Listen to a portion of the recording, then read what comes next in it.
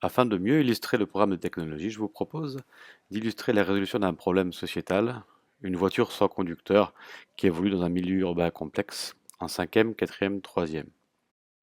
La décomposition en problème technologique permettra ensuite de déboucher sur l'algorithme. Plus précisément, nous allons illustrer le problème en essayant d'éviter les accidents. L'algorithme est très simple.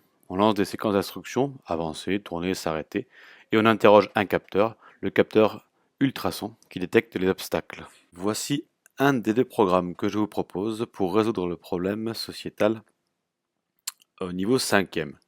L'objectif étant d'avancer en ligne droite, de détecter un obstacle par le capteur ultrason, et quand cet obstacle est détecté, de l'éviter en passant par la gauche. Au préalable, le robot sera connecté en Wi-Fi, ce qui permet de pouvoir programmer le clavier comme une télécommande. On voit ici quand on appuie sur la flèche haut du clavier, on donne l'ordre d'avancer à la vitesse de 100. Quand on relâche la flèche haute, on s'arrête, on avance à la vitesse de 0. Et on voit ensuite décliner ici le virage à droite, le virage à gauche, ici, et la marche arrière avec flèche bas. Je vous détaille la manière de détecter et d'éviter l'obstacle. Ici on a une boucle. Si la distance mesurée par le capteur est inférieure à 8, 6 cm, on avance à vitesse 0, donc on s'arrête. Sinon, on avance à la vitesse de 100 tout droit.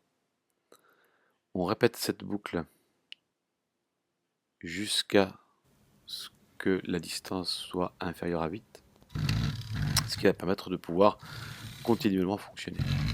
L'évitement, lui, se réalise simplement en commandant le robot avec les touches du clavier que nous avons programmé. Voyons maintenant comment résoudre ce même problème, mais en classe de quatrième. Au lieu de télécommander le robot, celui-ci va fonctionner de manière autonome en suivant une route.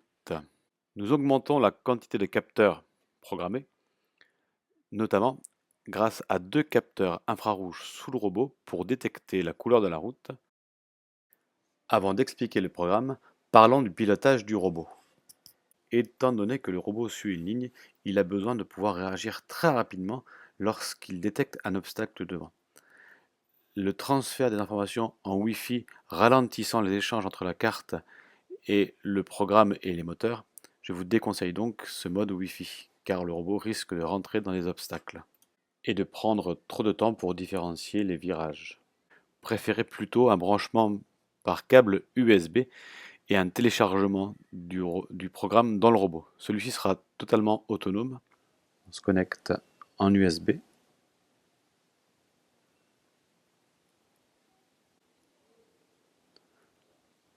On téléverse le programme dans l'Arduino.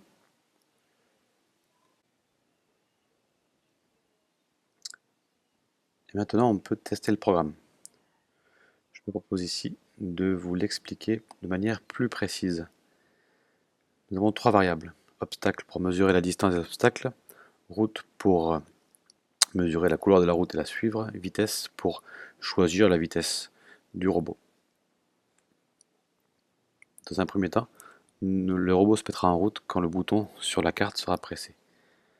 Je propose ici de mettre une distance importante à la variable obstacle parce qu'on ne connaît pas la dernière variable mesurée à l'intérieur de la mémoire. C'est un petit peu une manière de réinitialiser cette variable. Une première boucle, répétée jusqu'à, ici le test de l'obstacle, sachant que quand cette boucle, la sortie de cette boucle va conditionner ensuite une séquence d'évitement. Avancer pendant une demi-seconde, tourner pendant une seconde et demie, retourner dans l'autre sens et avancer pour éviter. Le suivi de ligne est classique, comme déjà expliqué dans d'autres vidéos. Nous mesurons la couleur de la route, 0 correspondant au noir, on avance à la vitesse de 100 qu'on a réglé ici, 1 correspondant à un virage à gauche, 2 correspondant à un virage à droite. On pense à chaque fois à remesurer, à réaffecter à la variable obstacle la mesure du capteur ultrason, au cas où celle-ci est changée dans un virage ou éventuellement en ligne droite. Comme vous pouvez le voir sur la vidéo, notre robot évite les piétons et continue sa route.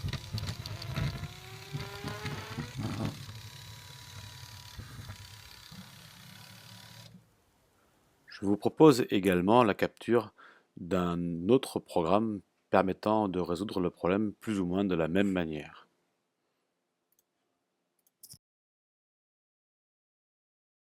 Pour finir, en troisième, la résolution est légèrement différente car le programme de technologie introduit la notion de comptage.